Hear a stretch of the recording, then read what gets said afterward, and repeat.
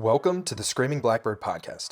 In this show, we will talk with military officers and professional leaders to explore Air Force careers and engage in leadership dialogue. The Screaming Blackbird podcast is created by the cadets at Air Force ROTC, Detachment 605 at North Carolina A&T State University. The contents of this show are for educational and entertainment purposes only. They do not contain any official information nor opinions of Air Force ROTC or North Carolina A&T State University. Appreciate you guys. See ya. See ya.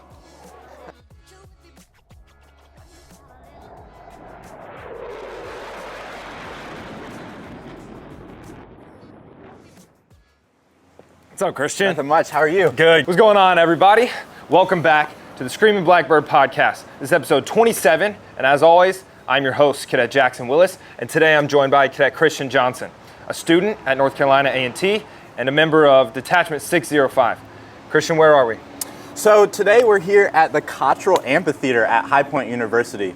Such a beautiful view. I think it's a great background, and I'm excited to get in today. Awesome. Well, for the folks who don't know you, would you give a brief 60 to 90 second intro, who you are, how you got here, and what your plans are for the Air Force? Yeah, absolutely. So like you said, my name is Christen Johnson. I'm a cadet at Det 605. I have always wanted to be in the Air Force. I've always wanted to fly. That's always been my passion. So I'm here. I go to North Carolina A&T. I'm in ROTC there, and my dream is to fly heavy aircraft in the Air Force. Would you give a brief discussion of why you chose the Air Force, why you chose North Carolina A&T, and yeah. Yeah.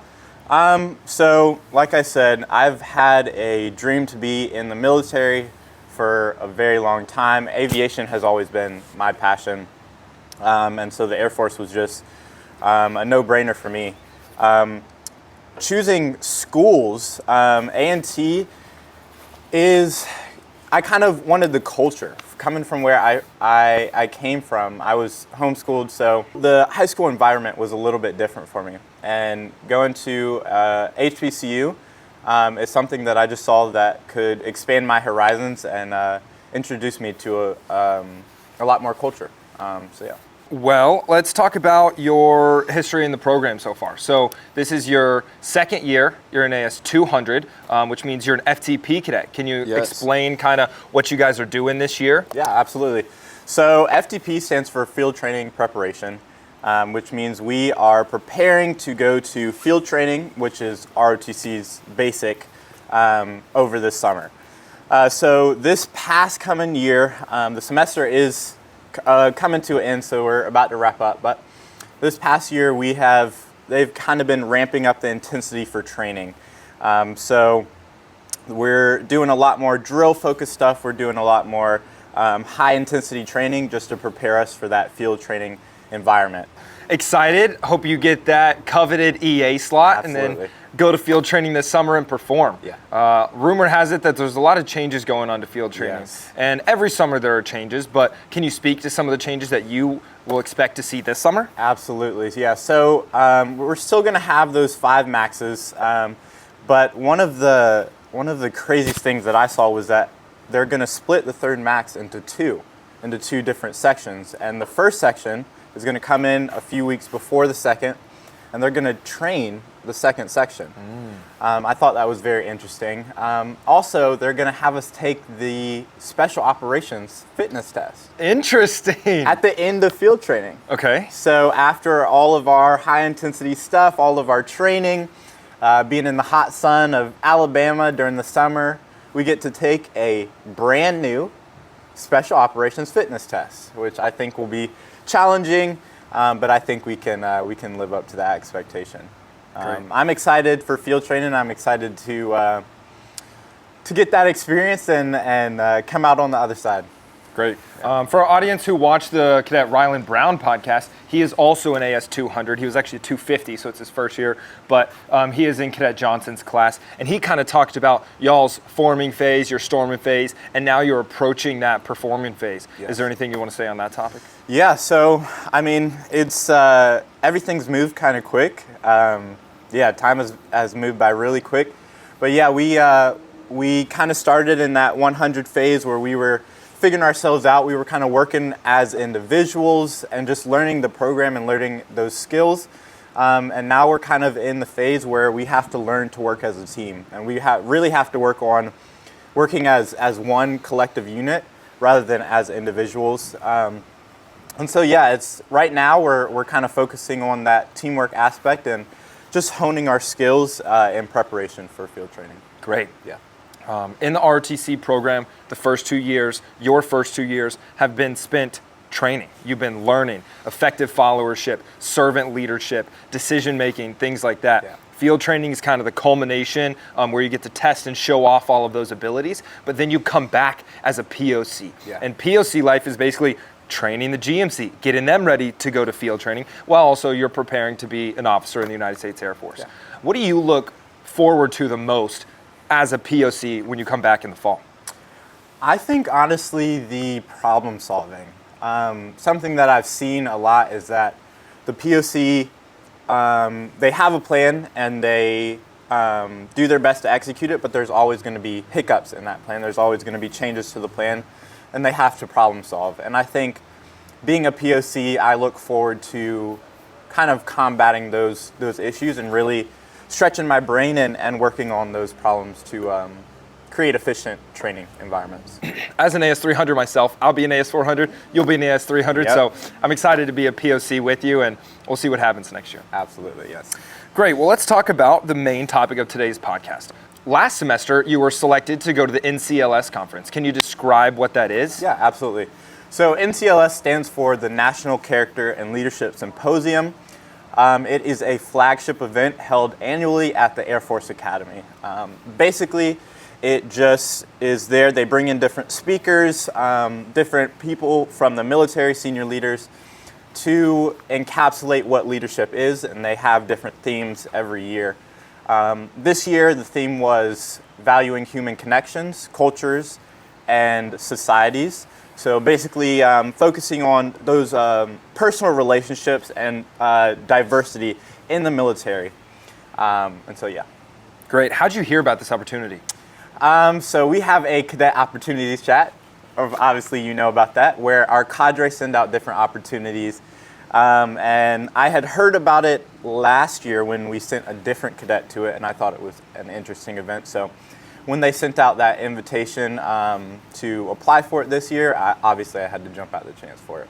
So you threw your name in the hat, and then you waited around, and then what happened? They just reached out and said, you got it, or what? I got an email from the Air Force Academy, and they were like, you've been accepted for this event. Here are the next steps. And I actually, I had to check with one of our cadre, because I wasn't sure if it was like the actual email or if it was like a scam or something. But I was really excited to get that email and find out that I was headed to that event. No way, you got this cool arm now. Sign on this dotted line Yep. and give me your social security number, and then we'll have you on your way. Yep. Hilarious. Yes. Great. Well, you found out you were going. You were excited. Did you know anybody else that was going to this opportunity? Yeah, so we had quite a few folks going from different detachments in North Carolina. A cadet Gould, I'm sure you know her from UNC. Yes, awesome. She was on the trip. And then there were a few folks I met there was a cadet from NC State, a cadet from Duke. So yeah, there was quite a few people I knew. And then getting to kind of network with the folks from other detachments around the country was really cool. I met a cadet from Hawaii. That was really cool. Awesome. So what were you expecting to get out of this? Before you went, what were your expectations of what you thought was going to happen and what you thought that you would have a lasting impact on you? Yeah, absolutely. So I think it was two big things. One was kind of getting the academy experience, because I feel like there's a lot of information out there about the academy, but I wanted to kind of experience that myself. And then the second thing was just the wisdom. I knew there was going to be a bunch of really impactful and wise leaders and speakers there, and I was looking forward to getting that information from them. Getting all that wisdom, bring it back to Det 605 and see Absolutely. what we can apply here. Yeah. Great. Any misconceptions that you thought of when you got there and it actually wasn't really what you expected? Yeah, so I think one of the biggest stereotypes of the academy is that they're like these stuck up, like really, really haughty people. and they're kind of like in their own world. And I just think that is not 100% true. My cadet host was a senior at the academy, so he's about to graduate at the end of this semester. And he was just a really cool guy. Like, he was chill. He gave me a tour around the campus. He was really helpful, gave me a bunch of information. And it wasn't like he was putting on a front for me. I got to stay with him for a while, and we were cordial with each other. And so that was cool. I think, honestly, the academy is the same as an ROTC detachment. Like, you have a different range of cadets, and that's what I saw. That's what I saw at the academy. Awesome. Yeah. Talk about that tour. How did you like the Air Force Academy's facilities? Oh my gosh, man. The campus is beautiful. It's an expansive campus. Like, the actual academic facilities are pretty small. There's only one, they only have one building for all of their classes. What? Yeah, all of their classes are in one building. It's a huge building, but it's one building. 4,000 students. 4,000 students. One building for one academics. Building for academics, yeah. Okay. But the mountains are the first thing that you see. You get to the campus, you pull up, and the Rockies are just expansive in the background. And that was an awesome experience, especially during sunset. But yeah, so like you said, there's 4,000 cadets. There's 2 dorms. So they live in one of 2 dorms. They have one academic building. They have a dining hall. And then they have 2 like theater type buildings, auditoriums. And so yeah, when I went, it was pretty cold. It's very windy. So we weren't outside a lot. But I did get that tour around the buildings, and it's just a really awesome campus. There's a bunch of history there. Yeah. Being someone who's into physical fitness, did you get to check out their gym? Oh, absolutely, yeah. How was that? Their gym is 3 stories. So they have like a main, typical run-of-the-mill gym with all their equipment on like the ground floor. They have a basement with a climbing gym for their climbing team. That was really cool. And then they have on their top floor, they have like an intramural facility, so like basketball courts, different stuff like that. But it was amazing, and the view in the gym is the mountains. So like, really? One wall is all glass, and it's the mountains, and it's so awesome. you're just pumping iron, clanging and banging, looking at the mountains. It's an awesome view, man. That's sick. Yeah. Cool. Well, did you see anybody get to fly? I know they have a glider program out there and some other aircraft that they were flying. Did you get to see anybody fly? Absolutely. So they have aircraft flying all the time. Really? They have like their Cessna 182s that they're flying, where the cadets get to train. But then we had a flyover of F-16s. We had F-15s fly over, and so yeah, you're seeing aircraft all the time. And then one of my host's friends, he was jumping. He was getting his jump wings. Yeah. So that weekend he was jumping out of planes, and that was really cool. So they have a bunch of opportunities like that. Yeah, so not only do ROTC cadets get opportunities like that, but Academy grads get opportunities all the time. Absolutely. But also ROTC cadets get summer opportunities to go to the Academy and do things like that. So the jump wings is actually one of those. It's called Operation Free Fall, where cadets get to go to the Academy. Actually, we have a Cadet AG, yes, who did that. And we're also sending Cadet Wadi this summer to get her free fall badge as well. So lots of opportunities at the Academy. Yeah. But let's talk about this one. So NCLS, you get a tour of the place, and then you start to actually get into the curriculum of what they have planned for you. Yes. What are some of the first things that you guys did?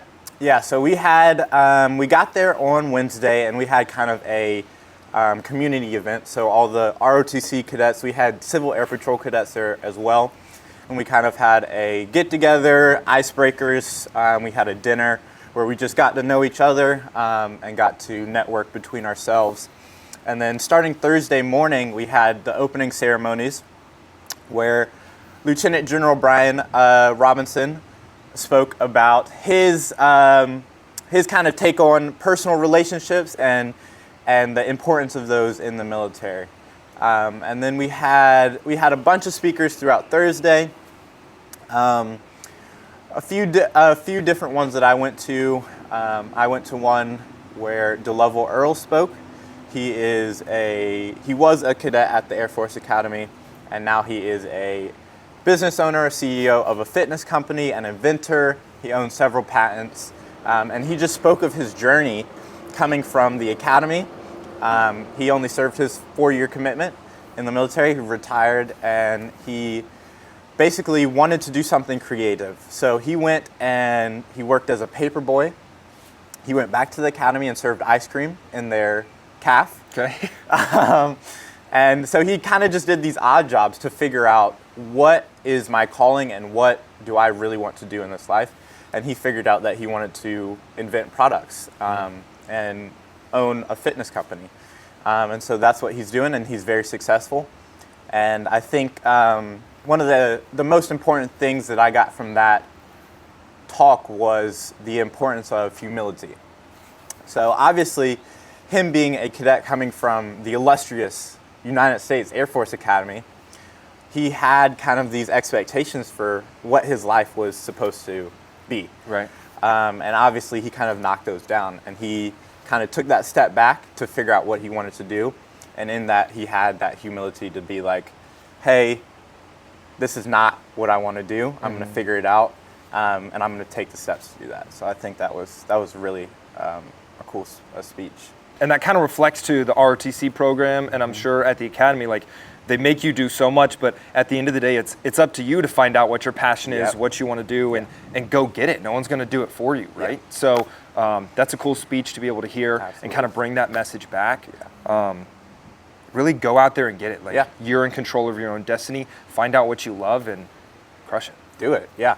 Cool. But yeah, so Thursday we had the speakers. I ended up going out to dinner with my host and a few of his friends, which was really cool. I got to go into Colorado Springs, see the city. What I knew going there was that about the elevation. I heard about the elevation, right? 7,000 feet. But during the night, it's different. Like it was rough. I was walking up a hill, and I was struggling to breathe. You're gassed. It was rough. Yeah. Brutal. Yeah. That's hilarious. Cool. So what other opportunities did you guys get to do on the trip? Yeah. So obviously I went to classes with my host, so I got to kind of go to classes with my host. Like actual Air Force Academy classes? Yes. He's so an lucky. economics major, so we went to an economics class, which was which was interesting to say the least. But yeah, I got to do that, and then we had kind of a meet and greet where we got to talk to different senior leaders in the Air Force. So I got to meet the Chief of Staff of the Air Force, Chief of Staff of the Space Force, the Chief Master Sergeant of the Air Force, and the Chief Master Sergeant of the Space Force. I got to talk to them, kind of have that opportunity to meet them and talk to them. But yeah, overall, it was a great experience, and I got a lot out of it. I got the academy experience as well as the speakers and the wisdom coming from them. Yeah. When you meet Air Force Academy seniors and you meet Chief Master Sergeants and you meet region commanders and people like that who don't sound very approachable on paper, what were they like? Yeah. So honestly. Yeah, they were all cordial. They were all nice to talk to.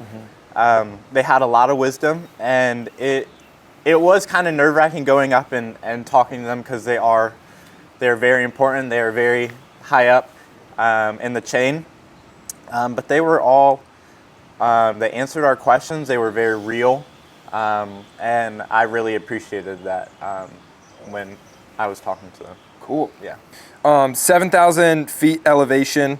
You said you got to tour their gym. Did you get to get a lift in? Oh, absolutely. How was that lift with the thin air? It was, so actually being inside the buildings, it doesn't really affect you. It's when you're outside, that's when you really feel it. So the workout was great. They have so much equipment. Like it is crazy. Their gym is expansive. So it was a great lift. I got to lift with my host and one of his friends and another ROTC cadet, and so that was a pretty awesome experience. Great. So you met Academy folks and you met RTC folks from North Carolina. Yes. Were there cadets from other regions in RTC that attended? Yeah. Did you get to meet them and talk to them? Yeah, so the cadet that I got to work out with, he's actually from St. Thomas University, which is a small private university in Montana. Okay. So that was really cool. Like I mentioned before, I met a cadet from Hawaii. So there were cadets from all over the country, and that was really cool. We got to talk about our different experiences in ROTC, and there were cadets from all 4 years of the program. So we had the POC, we had the 200s about to go to field training, and it was really cool to kind of get their different perspectives and hear about how different detachments do stuff.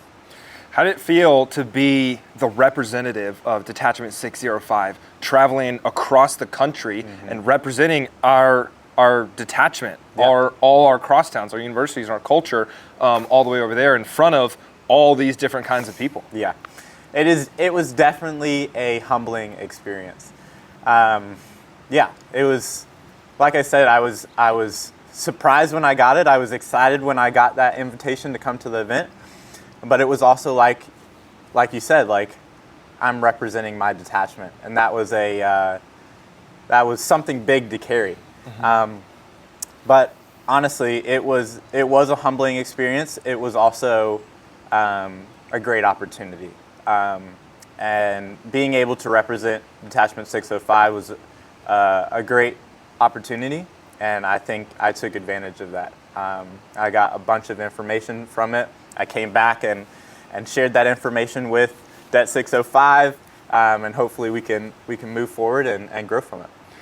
Speaking of sharing that information with Detachment 605, I heard at a previous lead lab you just gave a speech about the NCLS. Is that true? Absolutely. What sort of knowledge did you share with the fellow cadets? Yeah, so kind of the two big things I know I've touched on a lot is humility, and then creating those personal relationships.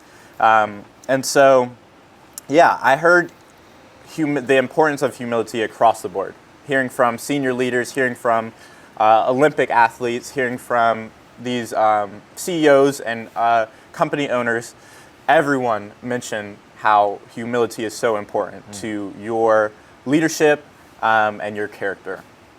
And then those personal relationships. I went to a speaker session where a psychologist spoke about the physical effects of loneliness, right?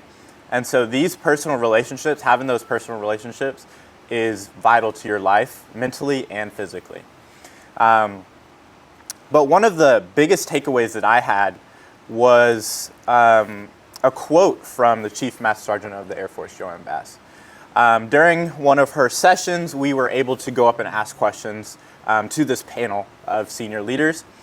And a cadet asked Chief Master Sergeant of the Air Force, how did she deal with adversity being a woman in a male-dominated field, the military?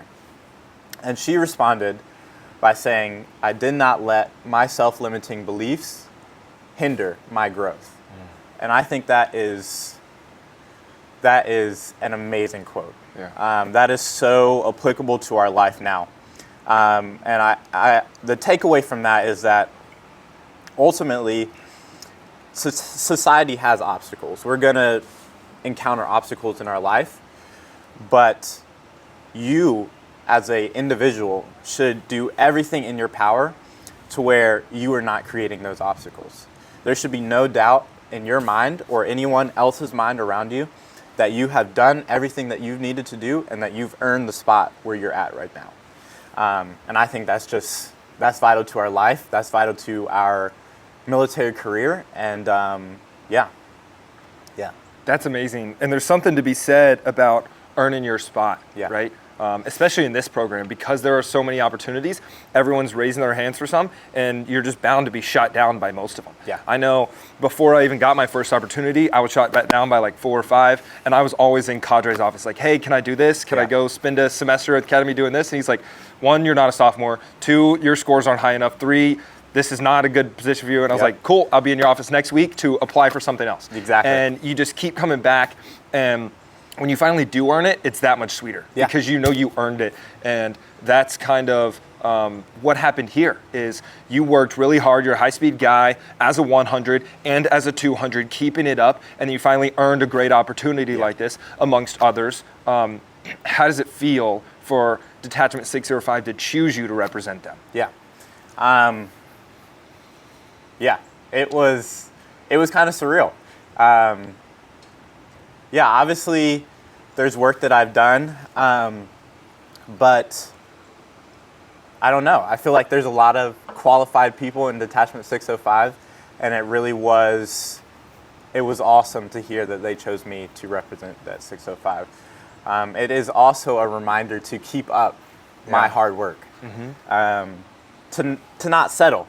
I've gotten to this point on my hard work, and I've performed well, but ultimately I'm not where I want to be yet. There's more work to be done. Great. So, yeah. Awesome. I wanted to go back a little bit, and this relates to valuing human connections, which you said was like kind of the point, the whole mantra, the memo of the entire week at NCLS. Yes. You said they preached about valuing those human connections, and you made a bunch of human connections there.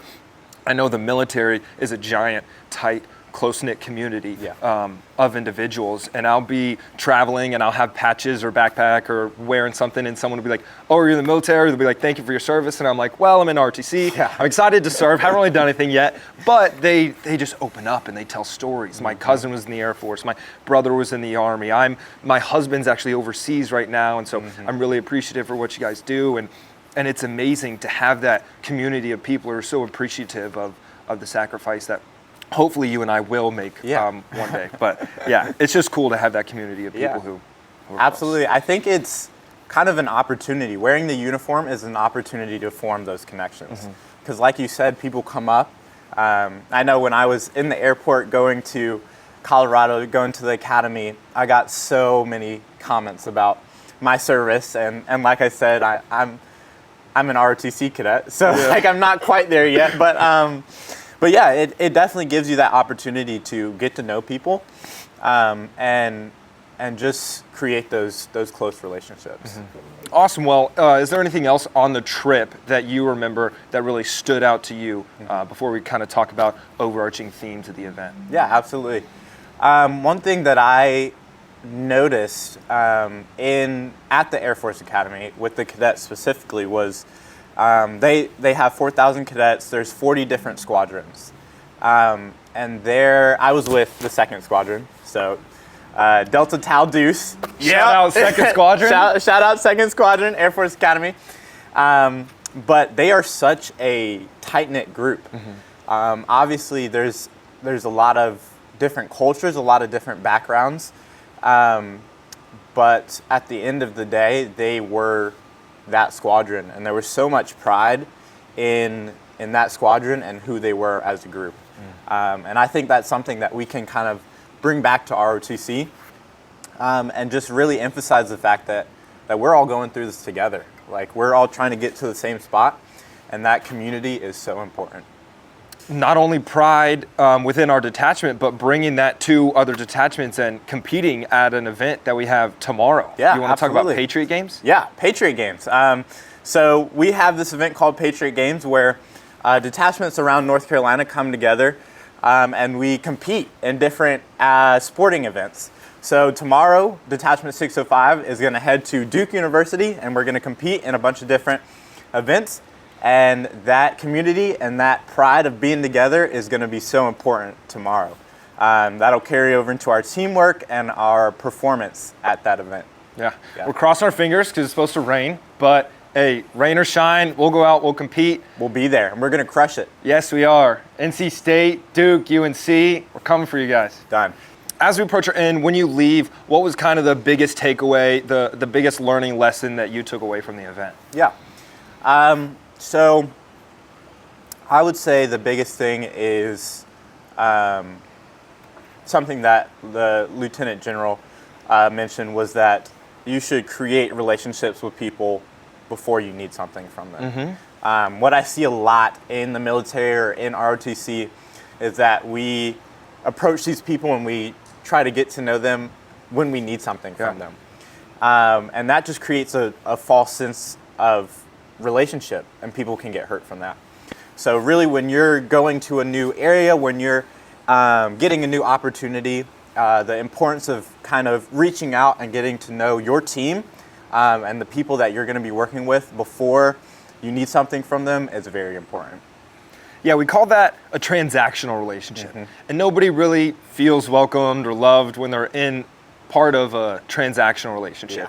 We really want to build transformational relationships. Yeah. And that is repeated back to back. Hey, what can I do for you? What can I do this? Hey, I heard you were doing this. I know this guy. Let me put you in contact. And then it's like when you're in need, you don't even have to ask because they're already volunteering. Being a servant leader. Exactly. Yes. Yeah. That's so important. And that's what's great about all the opportunities awarded to ROTC cadets. You said you went with Cadet Gould to NCLS. I first met Cadet Gould at a mock deployment exercise. And then I saw her again at the German Armed Forces Proficiency Badge. And then I went and saw her at the Cadet Exchange Program. And you saw her at the NCLS. And these are people that we're going to be working with on active duty in the future. So it's important to create that community, stay in touch with these people because it's a small Air Force. The Air Force is getting smaller every day. So it's really important to kind of build those transformational relationships because you never know, in 10 years, you're going to be in a squadron at Kadena Air Base and you're going to be like, hey, I know you. I remember you from NCLS. So it's great that you're taking all you can from these opportunities and building some of those relationships now. Absolutely. Terrific. Well, as we wrap up here, is there any other parting shots or words of wisdom that you want to leave for our audience from some of the opportunities and just the experiences that you've had? Yeah. Absolutely. I would say first thing for my my 200s, my FTP cadets, never settle. Let's go to field training, let's knock it out, and when we come back, continue to pursue excellence and be better as POC. And then just keep that humility in mind when you go on to be a POC and become a leader. Keep that in mind and yeah, shoot for the stars, pursue excellence. Terrific. Yeah, thank you for having me. Absolutely, Christen. Yeah. Thank you very much. Absolutely. Awesome, everybody. Well, I really appreciate you coming back. This has been episode 27 of the Screaming Blackbird podcast. As always, I'm your cadet host, and I'm joined by Cadet Christen Johnson. This day, have a great one. I will see ya. See ya.